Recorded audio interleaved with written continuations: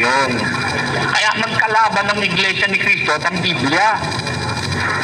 Ang Diyos ayaw niya na may mapahamak.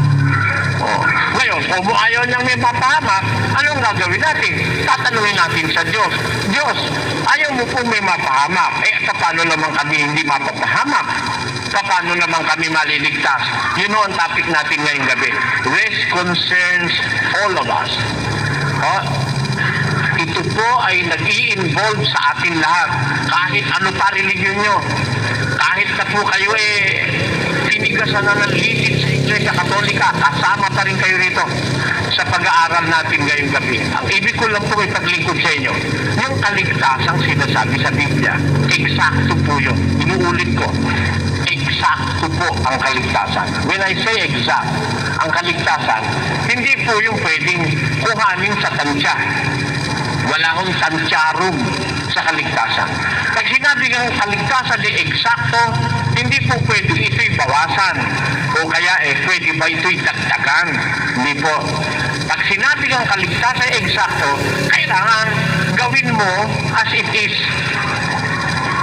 As it was commanded by the Lord. Or dapat sundin mo gaya ng ipinag-uutos ng Panginoon. Yan po. Ngayon, bago tayo magpasimula dun sa paksa, alamin po natin, merong magpruebang ang Diyos ay eksakto sa kanyang kaligtasang ini-offer sa tao. How can we prove that in the Bible, that salvation is an exact thing or work of the Lord? Gawa ng Diyos na eksakto ang kaligtasan. Tingnan ninyo, sa isang talata ng Deuteronomio 12, versikulo 32, ganito po ang ating mababasa. Kung anong bagay ang iniuutos ko sa iyo, ay siya mong isasagawa.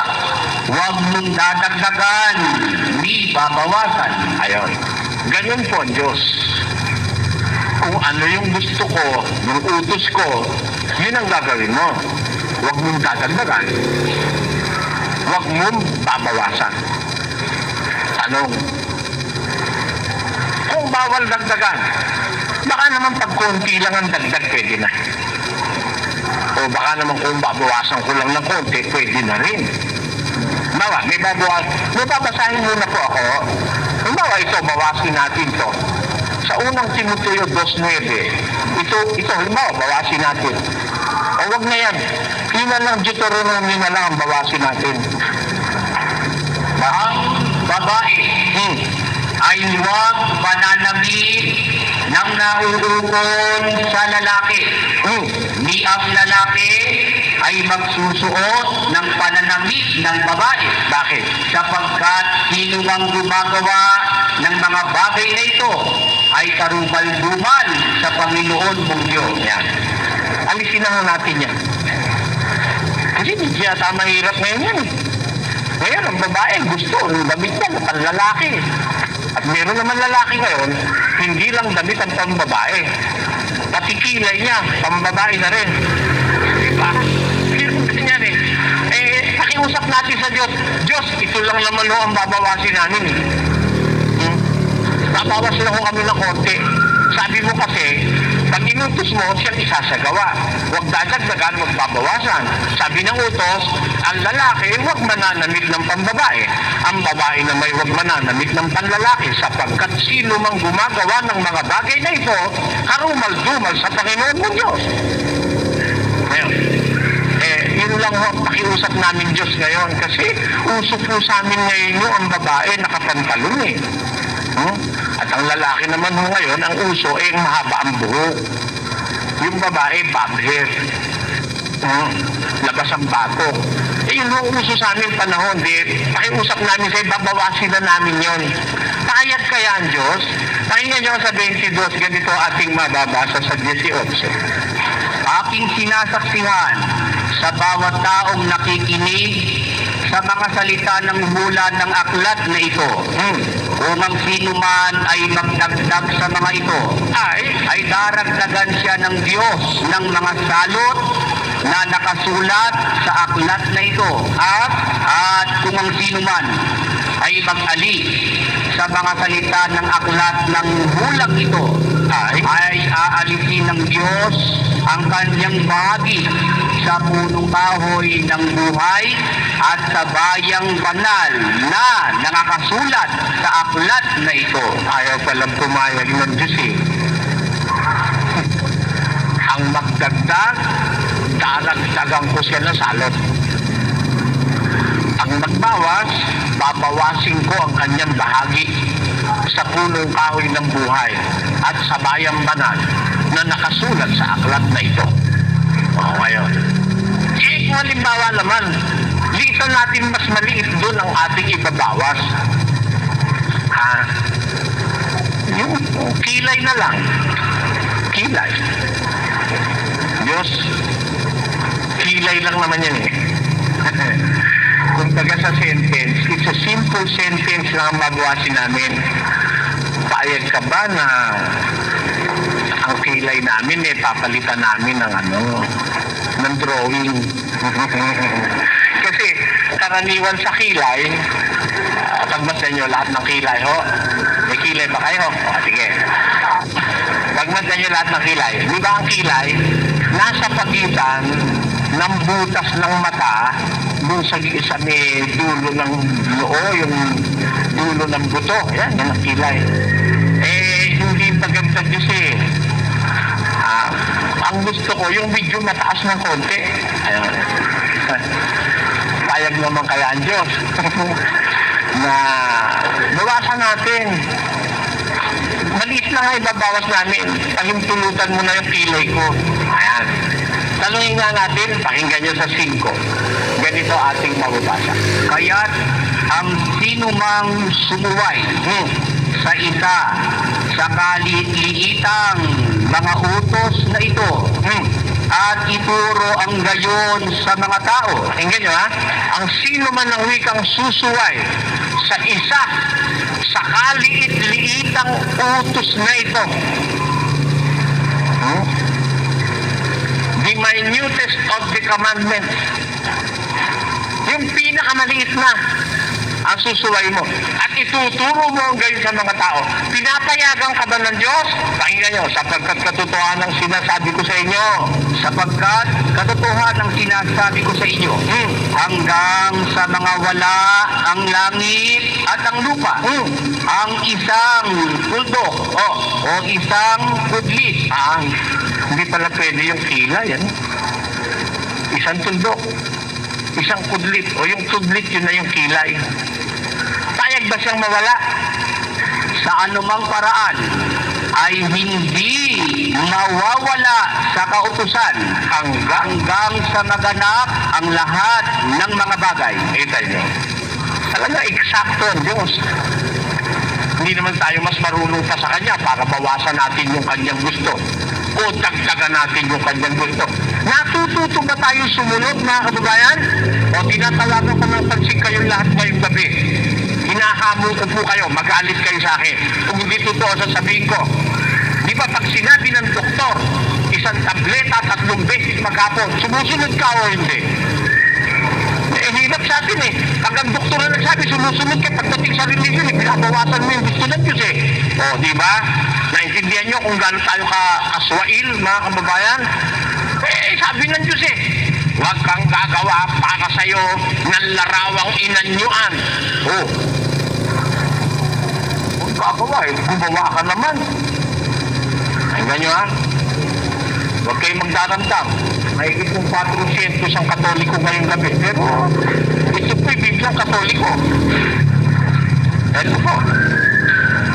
Firmado si Rufino Cardinal Santos, Arquiepus Manilensis. Yan. Ito. Yan. Kapilma siya. Baltasar. May imprimatur ni Rufino Cardinal Santos. Ito po ang Bibliang Tagalog ng Katolikong galing sa Vulgata Latina, which was translated in the 4th century AD. Ibig sabihin, ang laman ng Biblia ito, 1,600 taon nang nakasulat. Ito'y galing po sa Latin Vulgate na kung tawagin ko ay Douay Rheims version, the recommended version of the Roman Catholic Church. Ano ang sabi ng banal na kasulatan dito sa Bibliang Katoliko? Babasahin ko, pakinggan nyo, sa Deuteronomio Kapitulo 5 at ang bersikulo ay 8. Ganito ang ating mababasa. Huwag mong igagawa ang iyong sarili ng anumang larawang inanyuan na gaya ng nasa langit sa itaas o nasa lupa sa ibaba o nasa mga tubig sa ilalim ng lupa. Huwag kang magpapatira pa sa kanila ni lulugod sa kanila. Nasa Biblia wala. Ang liwanag naman nun, Tagalog naman tayo eh. Sa Lucena, Tagalog ka, no? Bicolano na ho ba kayo rito? Hindi pa, Tagalog pa rito. Huwag mong igagawa ang sarili mo ng anumang larawang inanyuan. Thou shalt not make unto thee any graven image in the likeness of anything that is in the heaven above, or the earth beneath, or the waters beneath the earth. Thou shalt not bow down unto them, nor shall worship them. For I am the Lord thy God, I am a jealous God. Sabi niya, ako'y mapanibuguin Diyos. Bawal pala ng Diyos yun eh. But yung bawal ng Diyos, ginagawa natin. Sabi ng doktor, huwag kang kakain ng baboy. Ganun mo ba, Dok? Oo, mamamatay ka. Mataas ang presyon mo. Saka yung rayuma mo, hindi gagalingan. Mataas ang uric acid, lalo na nung atay. Saka mga laman loob ng kain. Sabi ng doktor, pag-uwi sa bahay, hoy, huwag ka na magluluto ng baboy, ha? Kaya pala ikaw lumalala itong rayuma ka tsaka yung taas ng presyon dahil sa baboy. Ako nga magluluto ng baboy. Huwag ka maninigarilyo, ha? Bawal yun, pampataas din ang presyon yun. Sige po, hindi na po, Dok. Tapos pag-alis, maraming salamat po, Doktor. Sa Diyos. Hoy, kaya maninigarilyo, sama yun. Sabi mo lang yan.